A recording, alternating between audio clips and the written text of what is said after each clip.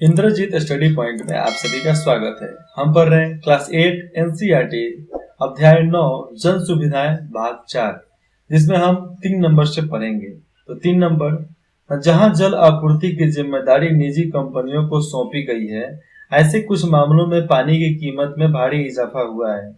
कुछ निजी कंपनियों को अगर काम सौंप दिया गया पानी का, तो पानी की कीमत बढ़ा दिए वो लोग।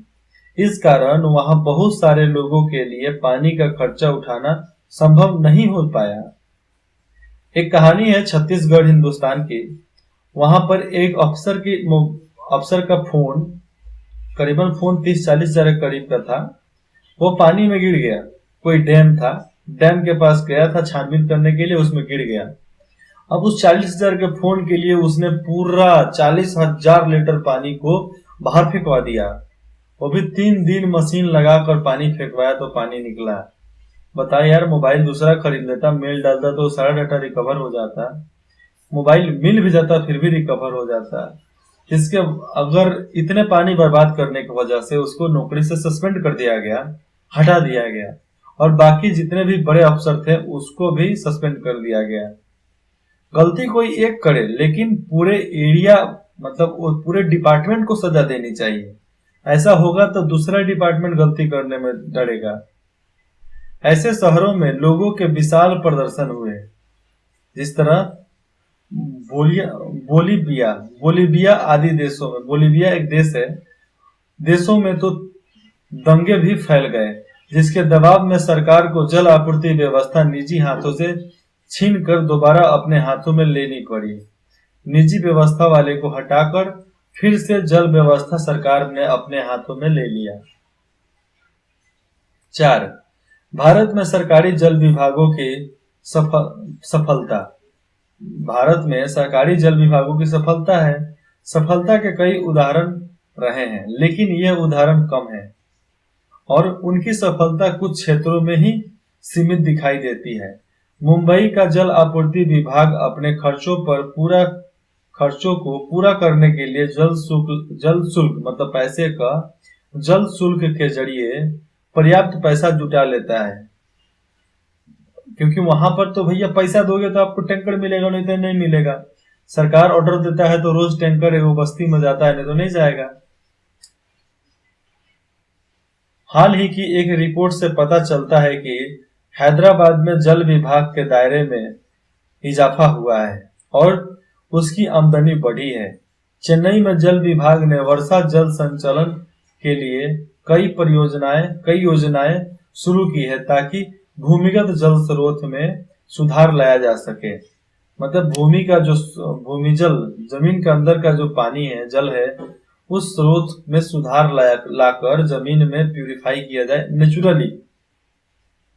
वहां पर पानी की धुलाई, वहां पर क्या होती है देखो, वहां पर पानी की धुलाई है, एकदम ऐसे धुला करके पानी वहीं पर जाए जहां चाहते हैं। धुलाई और वितरण के लिए निजी कंपनियों को भी सेवाएं ली जा सकती है, निजी कंपनियों से सेवाएं ली जा सकती है, लेकिन पानी के टैंकरों की दर सरकारी जल आपूर्ति विभाग ही तय करता है कि भैया कितना रुपया होना चाहिए सेट, और वहीं उन्हें काम करने की इजाजत देता है।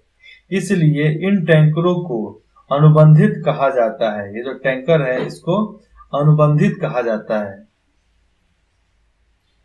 ये दृश्य आप देख सकते हैं। ये दृश्य में क्या दिख रहा है? लोकल ट्रेन है। लोकल ट्रेन में लोग किस तरह जा रहे हैं, चलिए पढ़ के बताते हैं। मुंबई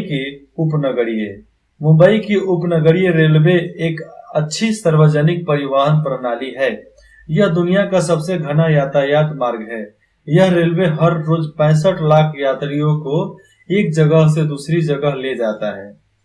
300 किलोमीटर से भी ज्यादा लंबे नेटवर्क पर चलने वाली इन स्थानीय ट्रेनों के जरिए दूर दूर रहने वाले लोग भी शहर में काम ढूंढने आते हैं। इस बात पर गौर करें कि शहरों में रहन सहन की भारी लागत के कारण साधारण मेहनतकश लोग जो साधारण काम करते हैं, लोग शहर में नहीं रह सकते हैं। जो डेली मजदूरी करते हैं वो भी शहर में नहीं रह सकते।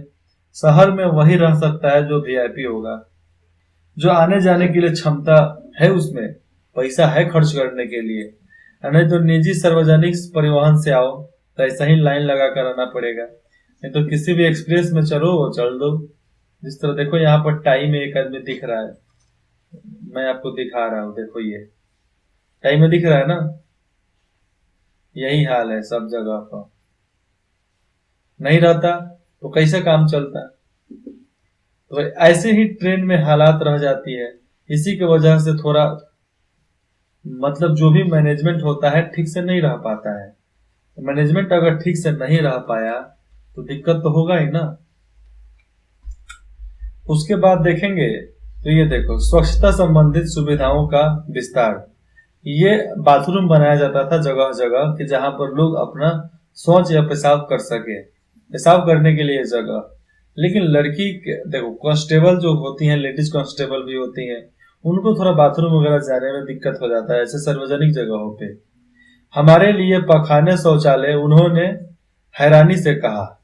हमारे लिए पैखाने शौचालय, उन्होंने हैरानी से कहा, हम तो बाहर खुले में जाकर अपना काम निपटा लेते हैं, लैट्रिन तो तुम्हारे जैसे बड़े लोगों के लिए होती है। ये स्वच्छता के विस्तार पर बताया जा रहा है। अछूतों की शिकायतों को याद करते हुए महात्मा गांधी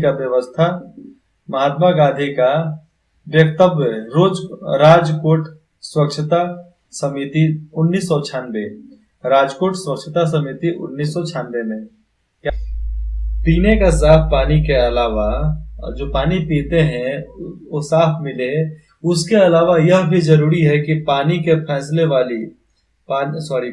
फसले वाली बीमारियों को रोकने के लिए स्वच्छता का ध्यान रखा जाए। लेकिन भारत में स्वच्छता सुविधाओं का दायरा तो जल आपूर्ति से भी छोटा है।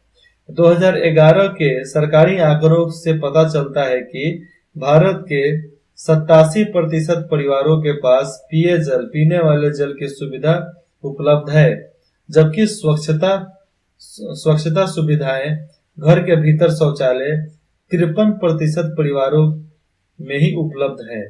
यहाँ भी ग्रामीण और शहरी इलाकों के गरीबों की स्थिति ज्यादा कमजोर दिखाई देती है। जो गरीब होते हैं उनकी स्थिति ज्यादा कमजोर दिखाई देती है, क्योंकि वो लोग बाथरूम बनाते नहीं है, वो खेत खलिहान में चले जाते हैं, वही ठीक है उनके लिए।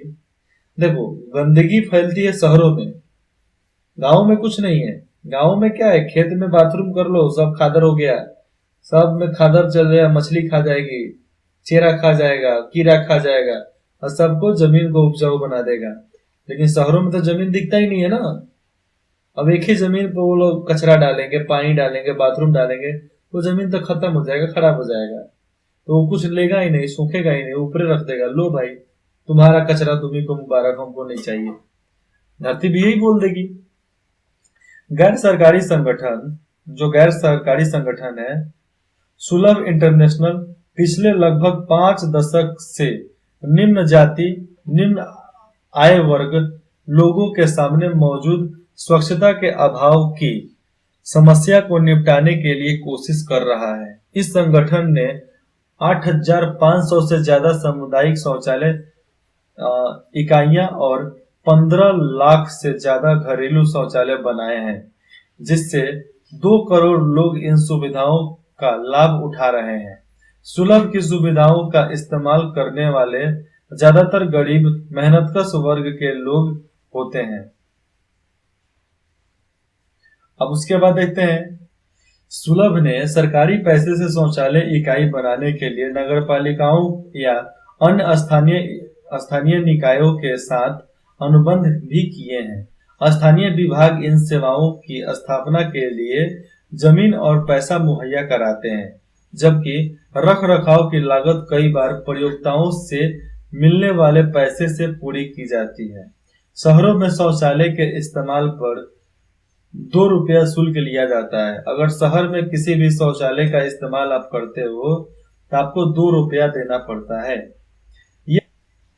अगली बार जब सुलभ शौचालय को देखेंगे तो हो सकता है खुद यह जानना चाहेंगे कि ये शौचालय कैसे दिखते हैं।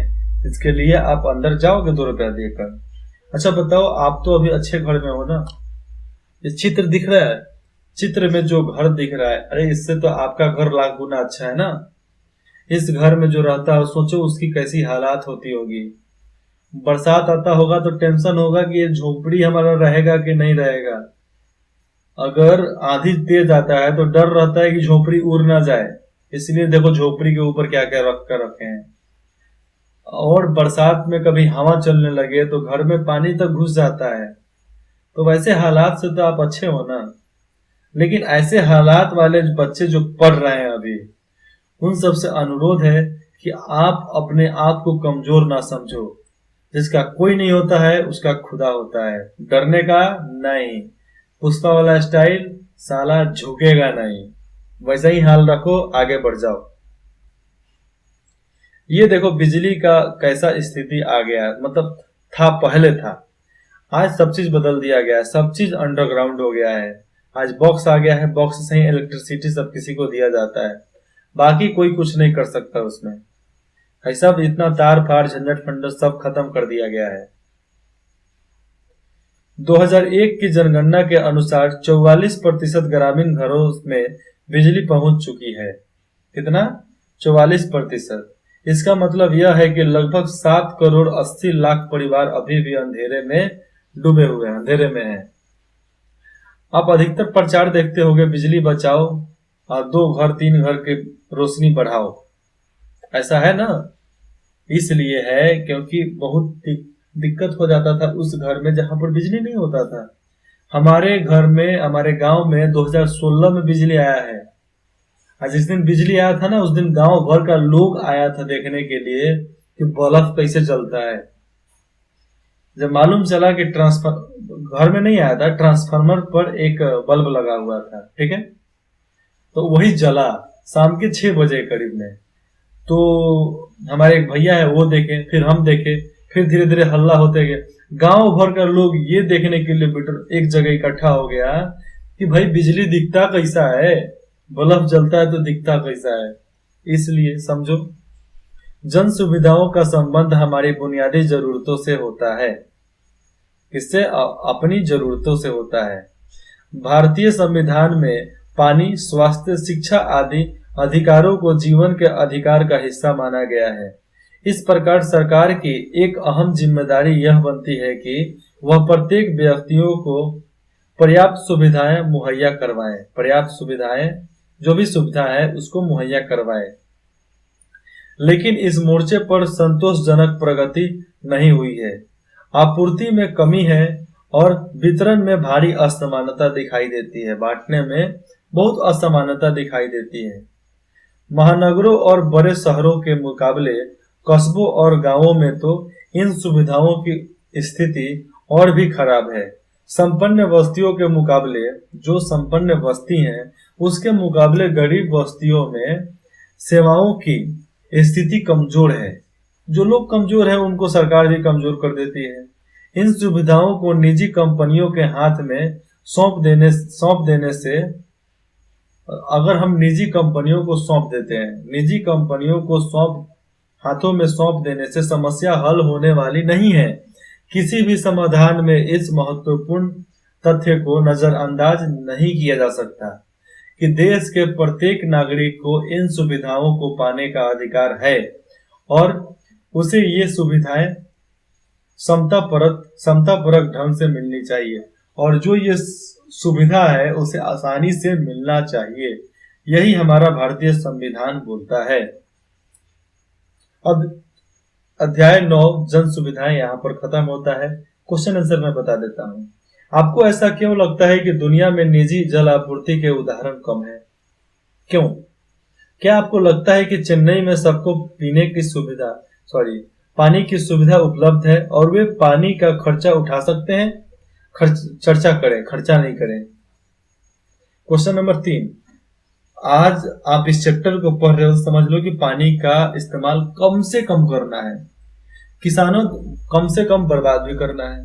किसानों द्वारा चेन्नई के जल व्यापारियों को पानी बेचने से स्थानीय लोगों पर क्या असर पड़ सकता है?